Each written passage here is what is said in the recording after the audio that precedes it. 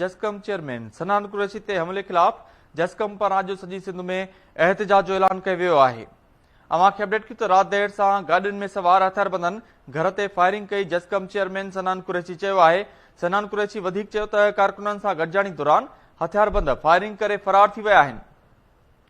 इन हवाले सां वधीक तफ़सील एसएस लाइन ते मौजूद आहे कराची मां केटी न्यूज़ जो रिपोर्टर असलम हैदर सोलंकी। जी असलम, अपडेट कजो।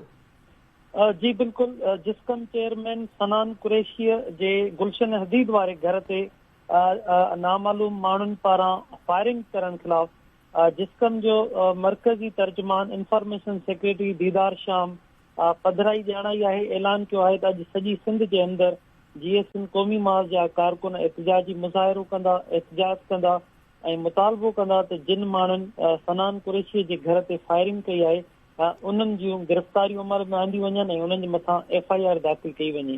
ही गुज़िरियल राति देर सां गुलशन हदीद में सनान कुरैशी पंहिंजे भाउ ऐं कारकुननि सां गॾु घर जे ॿाहिरां वेठल हो त संदन मूजिबि त उन्हनि जे मथां मुख़्तलिफ़ गाॾियुनि में सवार माण्हुनि फायरिंग कई ऐं फायरिंग करण खां पोइ सनान कुरैशीअ मुतालबो कयो आहे त उन्हनि जिन माण्हुनि फायरिंग कई आहे जवाबदारनि उन्हनि जी गिरफ़्तारी अमल में आंदी वञे, उन्हनि जे मथां FIR दाख़िल कई वञे। ॿी सूरत में अॼु सॼी सिंध जे अंदरि GSN क़ौमी महल जा कारकुन एहतिजाजी मुज़ाहिरा कंदा, धरणा हणंदा, एहतिजाज कंदा ऐं हुकूमत सां मुतालबो कंदा त उन्हनि माण्हुनि जी गिरफ़्तारी अमल में आंदी वञनि। जॾहिं त सनान कुरैशी हिकु वीडियो बयान पिणु जारी कयो आहे जंहिंमें संदसि चवणु आहे त संदसि बाबा खे चाचा खे पिणु क़तल कयो वियो ऐं खेसि ख़दशो आहे त उहे माण्हू खेसि बि नुक़सानु पहुचाए सघनि था।